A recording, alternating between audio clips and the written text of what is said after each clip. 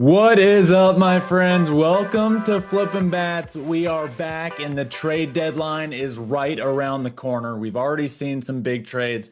Josh Naylor to the Seattle Mariners was a huge one for many reasons. One, the Mariners never do anything, and here they are, really being the first team to make a big splash.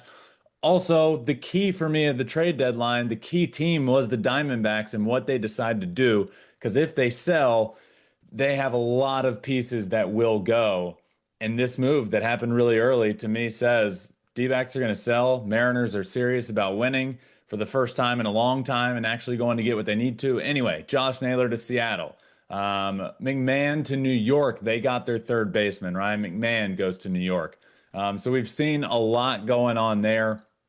It's Tuesday and the trade deadline is 2 days away. Trade deadline is Thursday at 6 p.m. Eastern time. So obviously a lot will go down on Thursday. Most trades that we are going to see are going to happen between Wednesday and Thursday at 6 p.m. Eastern time. So the next 2 days are going to be absolutely huge. But what a couple days for me. What a weekend. It was my engagement party weekend in Cincinnati, where Elizabeth is from, and it was incredible. My parents drove up. We had a bunch of people come into town for it, and it was truly the absolute best. It was an incredible weekend, just celebrating our engagement. It was so much fun. And then the travel back, I literally just got back to Los Angeles, just sat down to record this episode. It has been a wild 24 hours of travel, of getting flights delayed and then canceled. And we were literally sitting on the plane to get back here last night when all of a sudden the flight gets delayed. So we had to change our flight at our connection because we had to connect. So we had to change our flight. And then it got delayed so much that we literally had to grab our bags and get off the plane. Our luggage was already on there. Our luggage, who knows where that is, still don't have that. But we got off the plane, stayed there again, and then took a 6 a.m. flight back here. Immediately land, come back here. Here we are. Don't even have my original microphone because I traveled with it. Found another one, plugged it in. Now we roll, talk baseball and the trade deadline. What a great weekend for me, Elizabeth, and that party and the game of baseball and some trades already happening. Trade deadline time is honestly my favorite time of the year because, as I mentioned last week, the next 10 days will be the most important days of the regular season because of what's going to happen. Now I'll say it again, but the next 2 days, the next 48 hours will be the most important 48 hours of the regular season because of what is going to come. The trade deadline, we always talk about the good side of the trade deadline. And maybe not the good side isn't the right way to say it. We always talk about like the buyers of the trade deadline and who did great as a buyer. And that is so true for so many reasons of why that's the most important, because in the here and now and what that means for the rest of this year, we're going to see a team over the next 48 hours that right now is like on the fringe of being a World Series contender. And then they're going to make a move that's going to make them a legitimate World Series contender. So we talk about the teams that are catapulting themselves into the playoff picture and into the pennant picture, right? But we don't often talk about what it means on the opposite side of things and how it can truly change a franchise for as soon as the following year, as soon as 2026, and for the next 5 to 10 years. It can immediately pay dividends if you sell and do it the right way. With all of that said, Baltimore Orioles, what are we doing here? I feel like for 3 straight trade deadlines, I was like, this is the year they have to go big. And I just don't feel like they really were making the right moves. And now we're on the complete flip side with the Orioles, where it's like, all right, your team stinks and you were supposed to be good. You really messed up your window. Let's let's trade. Let's get some pieces. Let's trade some of what we got and get some stuff back and kind of retool and chalk this year up to a big ol' L, but make it a short-term thing. We'll see. They haven't done anything yet. And they really need to do something, in my opinion. I think the teams that I look at, like the Guardians and the Diamondbacks that wanted to be good and competitive this year, I think are going to go about things. I've heard a lot more about what are the Guardians going to do with Stephen Kwan, for instance, and the Diamondbacks with all of their players they have. Josh Naylor already gone, Zach Gallen, Merrill Kelly. They have a bunch of Eugenio Suarez. They have a lot of names that I think will end up going. So they have a lot. And I think they will retool and say, you know what? We wanted to be competitive this year. We aren't. This is where we have our most leverage. Let's be good in 2026 and beyond and do the right thing in the here and now. That's what's so important is doing the right thing here and now to reshape your franchise for the next 5, 10 years. What's the point in sitting on these players if they're just going to walk next year anyway, or you're certainly not going to retain all of them. So, and they're not doing you any good this year. So you might as well trade them away and get some pieces for it. So I really look for what the D-backs are going to do with the rest of their players, what the Guardians are going to do. Orioles need to wake up and do something. That's for sure. Speaking of doing something, shout out to the Kansas City Royals. The Royals extended Seth Lugo over the weekend, and I think they deserve a ton of credit for this. Why? Well, they deserve a ton of credit for being the opposite of the Pittsburgh Pirates, and we need to talk about it more. And what I mean by that is they're not the biggest market team in the world. I don't expect everyone to be the Los Angeles Dodgers, right? That when I say good for the Dodgers, good for spending, teams need to be more like them, I don't expect everyone to be the Dodgers and do what they're doing. But be more like the Royals.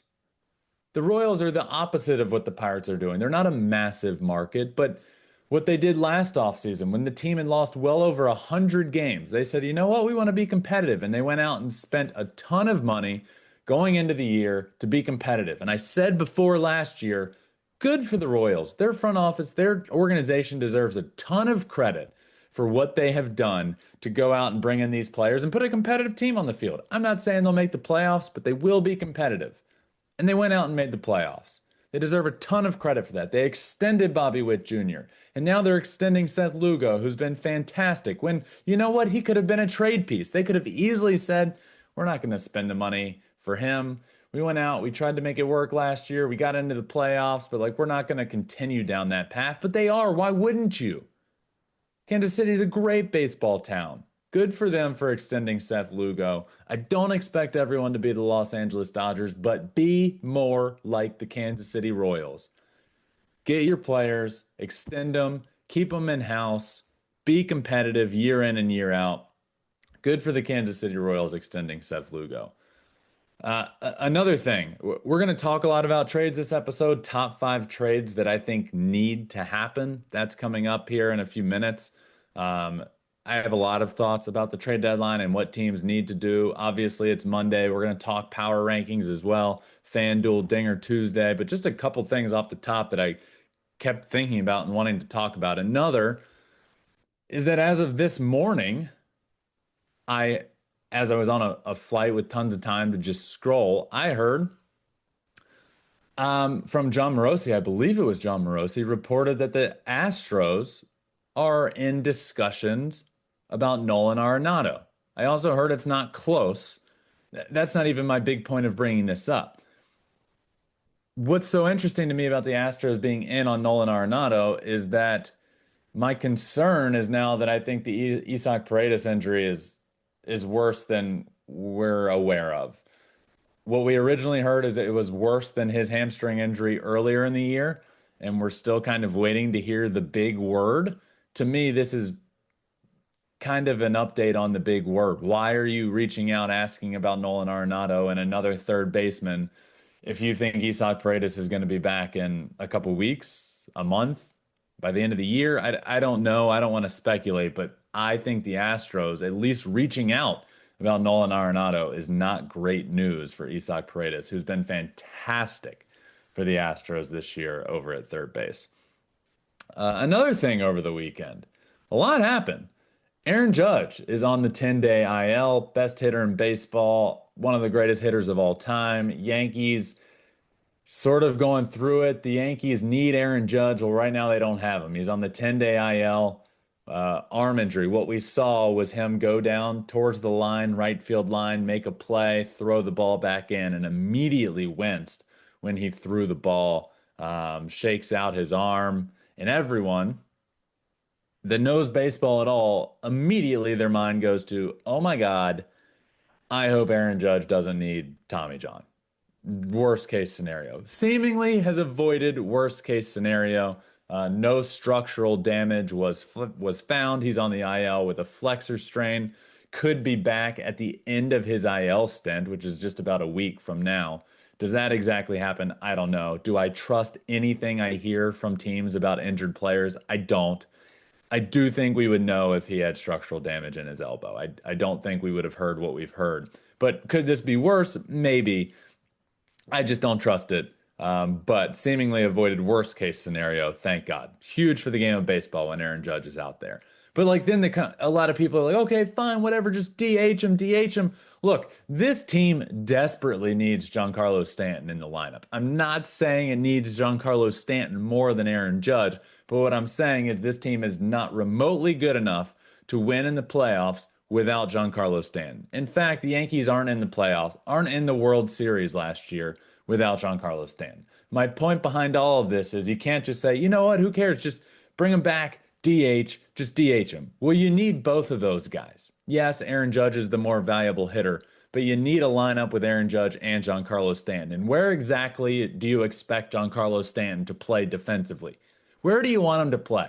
Right field, Aaron Judge's spot, good luck with that. Anywhere on the field, legitimately, good luck with that. Giancarlo Stanton ain't a big leaguer anymore because of his defense. He's a hitter because he's a big leaguer because he absolutely rakes. You need him in the lineup. You need Aaron Judge in the lineup. You need both of those guys. So we'll see what they do there. I think we see Aaron Judge take a little break from throwing. Maybe he DHs for a bit when he's back and Stanton then sits. But you need them both in the lineup, and I do think we'll see Aaron Judge backing out in the outfield very soon. So those are all the updates of things that have happened. Let's talk trades. Again, we are about 48 hours away from the trade deadline, and these next 48 hours are going to be the craziest 48 hours. It will be wild, and we're going to talk top 5 trades that need to happen. Teams that need to make these moves. And these moves aren't going to just be fever dreams. These are ones that I think are realistic, can happen, and should happen. And we'll talk why I think they need to happen. And we're going to start at number 5 with Sandy Alcantara going to the Toronto Blue Jays. Blue Jays need a pitcher. Sandy Alcantara, you hear this and you type in Sandy Alcantara's 2025 stats into Google, and you're not going to be impressed. But he has picked it up of late. He is throwing better. He is a former Cy Young Award winner that has not been great since his TJ a couple years ago, but it's in there. And he's been good for, a month or so. It's seemingly back to being the Sandy Alcantara that we know as a good pitcher. I still think he's a very valuable piece to a rotation. I don't think he should be acquired as like, that's our ace, let's go. But I think he can be ace potential in the middle of the rotation, and that is what the Toronto Blue Jays need. Let me talk about the Blue Jays for a second. The Toronto Blue Jays are not getting the love and the respect that they deserve. This team has the most wins in all of baseball. They lead all of Major League Baseball in hits. They lead all of Major League Baseball in on-base percentage, all of Major League Baseball in slugging percentage. And pitching-wise, they're third in strikeouts from their starting staff. Jose Barrios has a 3.2 ERA. Kevin Gausman's picked it up and looked better. To me, I look at this team and I think they can hit. They have a top of the rotation that's nasty. They need another starting pitcher. They have the best defense in baseball, according to StatCast. So you have a good offense. You have a good top of the rotation. You have the best defense in baseball. They need another starter, and they need it bad. The Toronto Blue Jays are not getting the love and the respect that they deserve this year. Add the right piece at the trade deadline, and this team is every bit capable of coming out of a weak American League. Look, I feel like at least 5 teams that you could say in the American League have a legitimate shot to win the American League and go to the World Series because there's not a runaway. Even when the Tigers were by far the best team in the American League and had by far the best record, I was starting. Look, I'm a Tigers fan. I root for the Tigers. I always will. I said at the beginning of the year, it's a great day for the Tigers to sign Alex Bregman, and then people were coming at me like, "Hey, Tigers, did they look at what they didn't even need Alex Bregman after all?" Tigers need offense. I wouldn't say they're a runaway favorite to win the American League. I certainly wouldn't say the Yankees are a runaway favorite. I certainly wouldn't say the Astros are with all of their injuries. The Rangers are playing better. The Mariners are playing fine and acquired Josh Naylor, but I wouldn't say either of them are a runaway favorite. The Toronto Blue Jays, with the offense that they have, with Bo Bichette leading the team in hits and Vladdy Jr. being the force in the middle of the lineup and George Springer hitting almost 300 with a bunch of pop and has been killing it lately, and Anthony Santander, who has the potential, a potential 800 OPS guy, has been a disappointment so far, but it's in there. A really good offense, a great defense, the best in baseball, a great top end of the rotation. They have the blueprint to be a great baseball team and have every bit the possibility of winning the American League if they go out and add the right piece or pieces at the trade deadline. And I think that starts with Sandy Alcantara. I think it involves a bullpen piece. But that's what I'm going to say. Top five trades that needs to happen. Number five, Sandy Alcantara to the Toronto Blue Jays. The rest of the American League East, what are they going to do? The Yankees, what you have your injuries. Obviously, Garrett Cole at the beginning of the year goes down. You need a starter. You need a bullpen arm. The Yankees need a lot, in my opinion. But what are they going to do? What do the Red Sox do? The Red Sox are in third place in the division, but they're seemingly going to be buyers and going for it. What do they do? The Rays are a game over 500. The AL East is interesting to me because the Blue Jays have built themselves a 5.5 game lead in the AL East. They should be auto buyers. The Yankees should be auto buyers. The Red Sox are an interesting one to me. What do they do? We will see. And number four, I'm going to go with Taylor Ward to the Houston Astros. The Astros are a team that always seem to address their biggest weakness at the trade deadline. And right now, the Astros' biggest weakness is that they have almost 20 players on the IL, and they need people to come back and be healthy.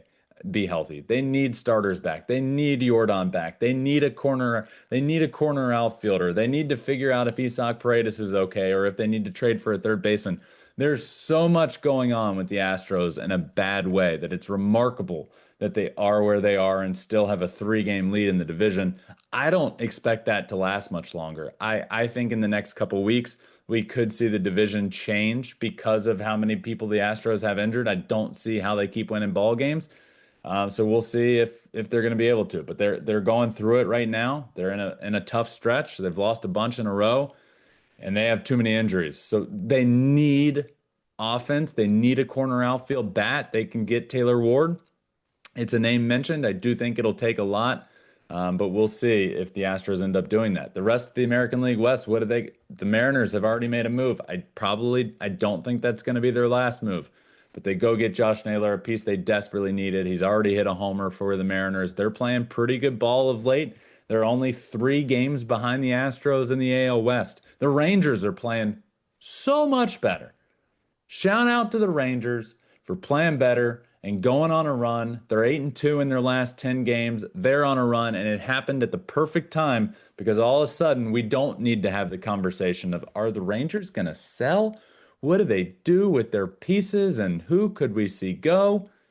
The Rangers have gone on a run at a perfect time to say we're going to be buyers, and we'll see what they do at the trade deadline. Number 3 for me. Let's move on to number 3 trade that needs to happen. I'm going to go with Luis Robert Jr. going to the Philadelphia Phillies. In Dave Dombrowski we trust. Dave Dombrowski loves making himself a big old splash. And look, I love Dave Dombrowski. I really do. I like him a lot. He was in Detroit when my brother was there, and then he was still around some when I was there. Obviously not in like a front office capacity, but I've seen him up close and personal. I've seen what he does with the Tigers. I've seen what he did with Boston. This man, Dave Dombrowski, loves acquiring big pieces for minor league prospects. Loves it. Does it work out long term? No, it doesn't. But is it so much fun in the short term? Yes, it is. And Dave Dombrowski loves going out and making a big splash and a big move and helping the team in the here and now. And this Phillies team is ready to win right now. And a stud center fielder. And I still do think Luis Robert Jr. is a stud. I think he's a star. I think he's been miserable playing in Chicago. I think this year has been a struggle, but he's picking it up just in time. He has every tool you could want. He he hasn't been hitting for a high average, but he can hit for contact. He can hit for power. He does play a good center field. He does have a good arm, and he is fast. He's a five-tool player that's just been struggling in Chicago because everybody struggles with the Chicago White Sox. A change of scenery would be huge. Put him in a playoff race, that would be huge. I think the Phillies go get Luis Robert Jr. I think it needs to happen. I think he's the perfect fit for them. Now, they did say they're not in the White Sox did say they're not in this rush to trade Luis Robert Jr. They are going to trade him based off of his potential and what they believe in him. And if a team comes with a package that they believe his potential is worth, then they're willing to trade him. That is a lot more than the numbers that we see from Luis Robert Jr. right now. But again, in Dave Dombrowski, we trust. The dude loves wheeling and dealing for big pieces, and I think he gets it done. The rest of the NL East, what do the Mets do? The Braves are the look. They were my World Series pick. It ain't gonna happen. The Braves are 16 games out of first place in the NL East. Braves are gonna sell some pieces. Marlins have been a fun team for the last month or so, but they're gonna sell off some pieces as well. The Phillies and the Mets are the big teams in the NL East. That to me, it's what do they do? How do they address it? Both teams are in the play for an outfielder. The Mets really need a starting pitcher or two. We'll see what they do. But my pick for the NL East and this segment here, number 3, Luis Robert Jr. to the Philadelphia Phillies. And number 2, I'm going to go with Zach Gallen. Zach Gallen is going to get moved, in my opinion. And I think Zach Gallen goes to the Chicago Cubs. The Cubbies need a pitcher. We said it months ago when Justin Steele went down for the year and had to get Tommy John. We said it then, we'll say it now. The glaringly obvious need for the Chicago Cubs is a starting pitcher. And this is another guy that you can look at the stats for him this year and think, okay, I don't want that guy. You do want that guy. Zach Gallen is that guy. Zach Gallen is a stud. He's having a down year. He's also a guy, he just feels like a Chicago Cub to me. He just feels like a dude that's going to pitch great in Chicago and be great for the Cubs. And look, maybe this is just something in my brain that I came up with. I don't know. I think Zach Gallen ends up a Cub, and I think he's a really good fit there and does great for them as they push towards the playoffs and push for an NL pennant crown. So the NL Central has also become really interesting with the Milwaukee Brewers, who actually have the best record in the game of baseball. But I don't believe in the Brewers. Not the team, not the manager, the front office. I don't believe in them. I love what this team is doing. I love the players on the field and how much they're getting out of what they have. They're 63 and 43 and have been on an absolute run lately.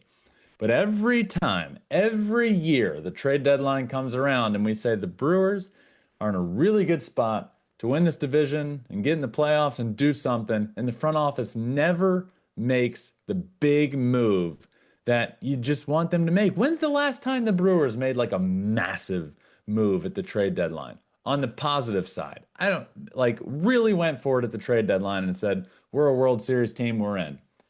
CC Sabathia? Maybe.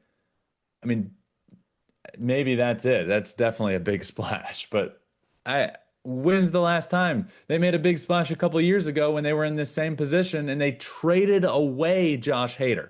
So I do not believe in them to do the right thing. I think the Cubs are all in. I think the Cubs go for it. And I think the Cubs can win the division because of the move they're going to make here in the next 48 hours. We'll see if that's Zach Gallen, but I do believe it's going to be. A quick mention of the Cincinnati Reds have been fantastic lately. 56 and 51. They're 5 games over 500, every bit within the wild card race and looking good. What do the Reds do? We'll see. But they're an interesting team to me. Number one, the number one trade that needs to happen is Eugenio Suarez to the Detroit Tigers. Now, hear me out. Eugenio Suarez was in the mix everywhere, is in the mix everywhere, besides now seemingly the team that I thought most that he would go to, which was the New York Yankees. Well, they got their third baseman in McMahon. I don't think they're going for Suarez now. I think this is the perfect fit for the Detroit Tigers. I think they need a third baseman. I know they need a third baseman. I know they need some more pop in the middle of that lineup. Suarez has been in fuego at the plate lately. This is the move that needs to happen. The Detroit Tigers need to trade for Eugenio Suarez. He's literally there in Detroit. I will say, he keeps getting hit in the hand. It's freaking me out what's happening. He's in trade talks. He's heating up. He's absolutely on fire, and he just keeps getting hit in the hand. Fortunately, it just happened the other night, and X-rays came back as negative. So he's back on the trade block and back looking good, and he should pack his bags, and the Detroit Tigers should not let him get out of Detroit without being on their team. The Tigers need him bad. The Tigers are going to be the only American League Central buyers at the trade deadline. They have a 10-game lead in the division. They're going to win the AL Central. They need a third baseman. They need some more pop in the lineup. And this is the perfect time to address it and go get it done. So my number one trade that needs to happen is Eugenio Suarez to the Detroit Tigers. So I got Sandy to the Jays, Taylor Ward to the Astros, Luis Robert Jr. to the Phillies, Zach Gallen to the Cubs, and Eugenio Suarez to the Detroit Tigers. Again, 48 hours from now, teams will look a lot different. I think the playoff races will look a lot different because of the players that each of these teams are going to acquire. But we won't talk about it as much, but I will talk about it. I'm going to do top. I want to do top winners that were sellers as well, because it's equally as important. Maybe not for this year, but for the next couple of years. So keep an eye on the teams that do acquire some pieces, but those trade returns can be huge, and we'll see what happens there. It's the beginning of the week. Every Monday, I put out my power rankings, and the first show of every week, I talk through the power rankings. We were a little delayed this week because it was my engagement party, so bear with me, but we're here on Tuesday this week. And we're going to talk through our power rankings on Tuesday. Couple new teams here. At number 10, the Texas Rangers. New to the power rankings, 56 and 51. They're 8 of their last 10. They have won 8 and 2 in their last 10 games. Here come the Rangers. Beginning of the year, about the Rangers, I said they have the highest upside in all of the American League. The highest ceiling in all of the American League. Their floor is also dangerously low, with injury potential and underperformance. And I feel like so far this year, I've been proven completely right about the Rangers. They have been really bad at times. They've been really injured at times, and they are really good right now. We'll see what ends up happening over the next 48 hours and then the next couple months. But the Rangers are playing great right now, and they're new to the power rankings and back in here at number 10. At number 9, also new to the power rankings this week, the San Diego Padres are back in here. They're 58 and 49. They're only 4 games back in the NL West. They're a fascinating team to me at the trade deadline because Dylan Cease has continually been mentioned as a potential trade piece. This year, at the beginning of this offseason, last year at the trade deadline, and it doesn't mean they're going to be sellers. If Dylan Cease goes, the San Diego Padres are not sellers at the deadline. But what AJ Preller has continued to like to do is dabble with those pieces out there that have a little bit of control left or that are nearing the end of their control, and a big time piece that another team would like, and dabbling with that out there and seeing what it can get in return. So the Padres aren't going to be sellers at the trade deadline, but we could see Dylan Cease go if they get the right package.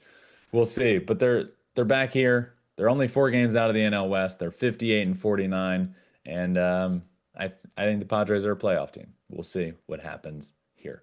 At number 8, just ahead of them in the NL West is the Los Angeles Dodgers, the lowest they have been, man, maybe in years, I think. Down 3 spots. They're 62 and 45. The Dodgers have the second worst record in baseball since the beginning of July.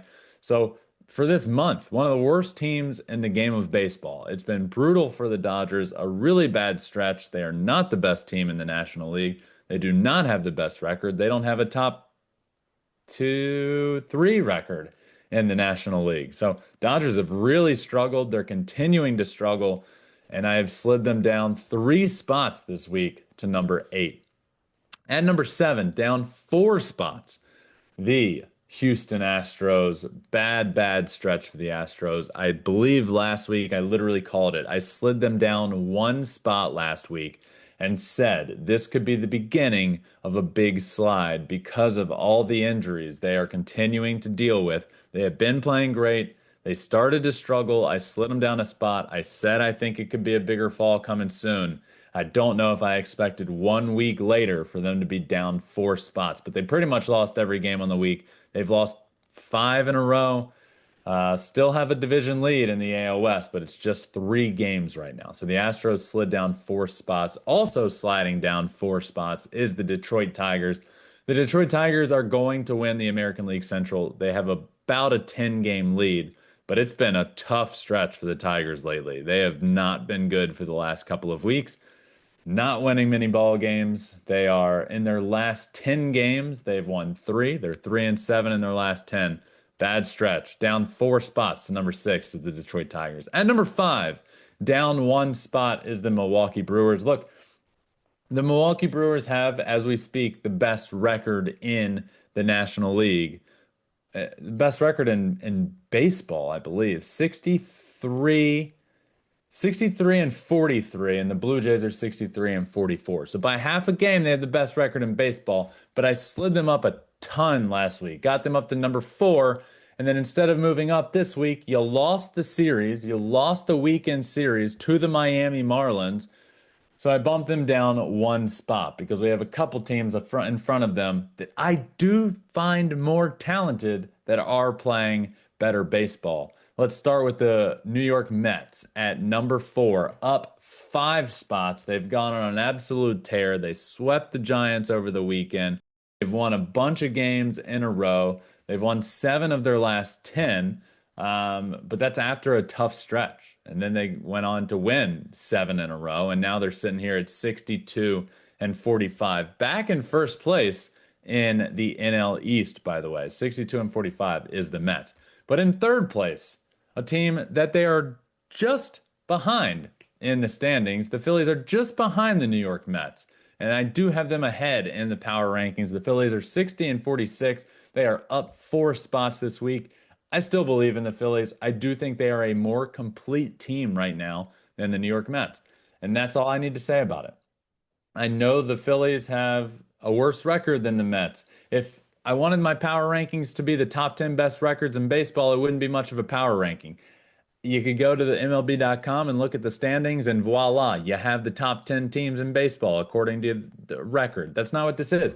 I think the Phillies are a more complete team than the New York Mets. I think they have a better starting rotation. With Zach Wheeler, Aaron Nolas coming back, but with Christopher Sanchez has been remarkable. Ranger Suarez, there's so many names in that rotation.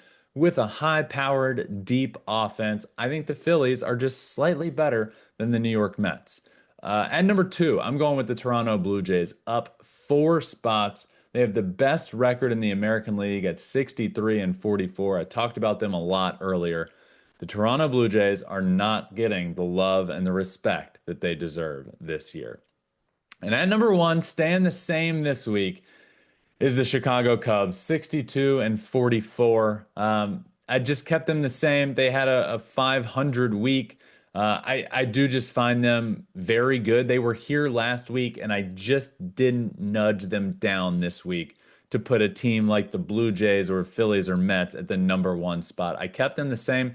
I do think that window is very close. I do think you could interchange a couple of these teams and put another one at the top, but I had the Cubs there at number 1 last week, and I'm going to keep them here this week because I don't think anybody did enough to overtake that top spot. But I do think the Blue Jays are right there.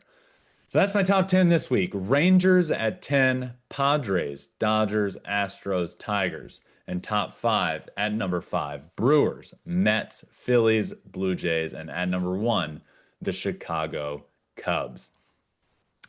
Before we finish up, little FanDuel segment here because Flippin Bats is presented by FanDuel. Bet baseball with us all season long on America's number 1 sportsbook, and that is FanDuel.